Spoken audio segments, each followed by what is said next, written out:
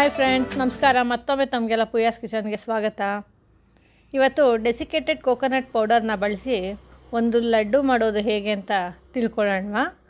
ಇದು ತುಂಬ ಕಲರ್ಫುಲ್ ಆಗಿರುತ್ತೆ ಮತ್ತು ತುಂಬಾ ಟೇಸ್ಟಿಯಾಗಿರುತ್ತೆ. ಮಕ್ಕಳಂತೂ ತುಂಬಾ ಇಷ್ಟಪಟ್ಟು ತಿಂತಾರೆ.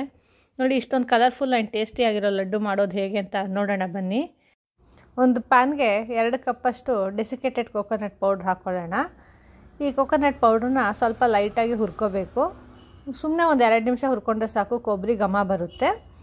ಈಗ ಲೈಟಾಗಿ ಹುರ್ಕೊಂಡಿದ್ದಾಗಿದೆ. ಈಗ ಇದಕ್ಕೆ 3/4 ಕಪ್ಪಷ್ಟು ಕಂಡೆನ್ಸ್ ಮಿಲ್ಕ್ ಹಾಕ್ಕೊಳ್ಳೋಣ. ಇದು ಜಾಸ್ತಿ ಹಾಕೋಬಾರ್ದು, 3/4 ಕಪ್ಪಷ್ಟು ಹಾಕ್ಕೊಂಡ್ರೆ ಸಾಕು, ಇಲ್ಲದೆ ತುಂಬ ಸ್ವೀಟ್ ಆಗೋಗುತ್ತೆ. ಈಗ 3/4 ಕಪ್ಪಷ್ಟು ಕಂಡೆನ್ಸ್ ಮಿಲ್ಕ್ ಹಾಕ್ಕೊಂಡು ಇದನ್ನು ಚೆನ್ನಾಗಿ ಈ ಕೋಕೋನಟ್ ಪೌಡ್ರ್ ಜೊತೆ ಮಿಕ್ಸ್ ಮಾಡ್ಕೋಬೇಕು.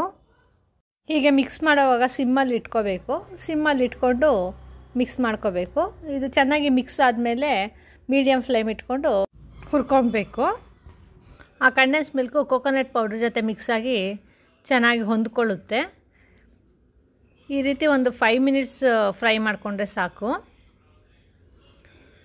ಟೋಟಲಿ ಸ್ವೀಟು ಎಲ್ಲ ಇಂಗ್ರೀಡಿಯೆಂಟ್ಸ್ ಕೇವಲ 3 ಇಂಗ್ರೀಡಿಯೆಂಟ್ಸ್ ಆಗಿರೋದ್ರಿಂದ ಎಲ್ಲ ಇಂಗ್ರೀಡಿಯೆಂಟ್ಸ್ ಇದ್ದರೆ ಒಂದು 10-15 ನಿಮಿಷದೊಳಗಡೆ ಸಿದ್ಧ ಆಗೋಗ್ಬಿಡುತ್ತೆ ಈ ಸ್ವೀಟು.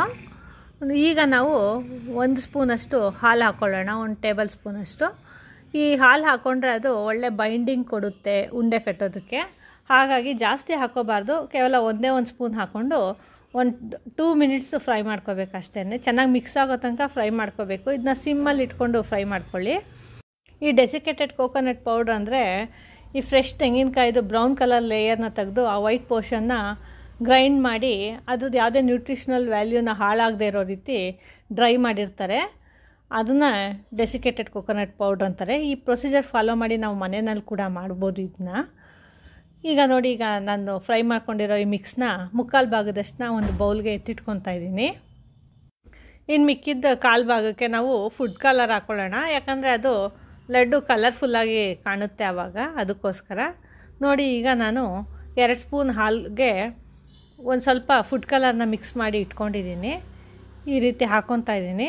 ಇದನ್ನು ಹಾಲಿಗೆ ಮಿಕ್ಸ್ ಮಾಡಿನೇ ಹಾಕ್ಕೋಬೇಕು. ಪೌಡರ್ ಹಾಕಿದ್ರೆ ಅದು ಚೆನ್ನಾಗಿ ಮಿಕ್ಸ್ ಆಗೋಲ್ಲ. ಅಥವಾ ಫುಡ್ ಕಲರ್ ಲಿಕ್ವಿಡಲ್ಲಿದ್ದರೆ ಡೈರೆಕ್ಟಾಗಿ ಹಾಕ್ಕೋಬೋದು. ನೋಡಿ, ಈಗ ಇದನ್ನು ಹಾಕ್ಕೊಂಡು ಚೆನ್ನಾಗಿ ಮಿಕ್ಸ್ ಮಾಡ್ಕೊತಾ ಇದ್ದೀನಿ ನಾನು.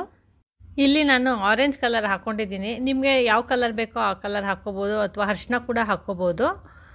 ನಾನಿಲ್ಲಿ ಆರೆಂಜ್ ಕಲರ್ ಆದರೆ ತುಂಬ ಅಟ್ರಾಕ್ಟಿವ್ ಆಗಿ ಕಾಣುತ್ತೆ ಅಂದ್ಬಿಟ್ಟು ನಾನು ಆರೆಂಜ್ ಕಲರ್ ಯೂಸ್ ಮಾಡಿದ್ದೀನಿ ಅಷ್ಟೇ. ನೋಡಿ, ಈಗ ಇದು ಚೆನ್ನಾಗಿ ಮಿಕ್ಸ್ ಮಾಡಿದ್ದಾಗಿದೆ. ನಾವೀಗ ಇದನ್ನು ಸ್ವಲ್ಪನೇ ಮಿಕ್ಸ್ ತೊಗೊಂಡು ಈ ರೀತಿ ಚಿಕ್ಕ ಚಿಕ್ಕ ಬಾಲ್ಗಳಾಗಿ ಮಾಡಿಟ್ಕೊಳ್ಳೋಣ. ನೋಡಿ, ಚಿಕ್ಕ ಚಿಕ್ಕ ಉಂಡೆಗಳು ಮಾಡಿಟ್ಕೊಳ್ತಾ ಇದ್ದೀನಿ ನಾನು. ಈ ರೀತಿ ಎಲ್ಲ ಮಿಕ್ಸ್ನೂ ಈ ರೀತಿ ಪುಟ್ಟ ಉಂಡೆಗಳನ್ನಾಗಿ ಮಾಡಿಟ್ಕೊಳ್ಳೋಣ.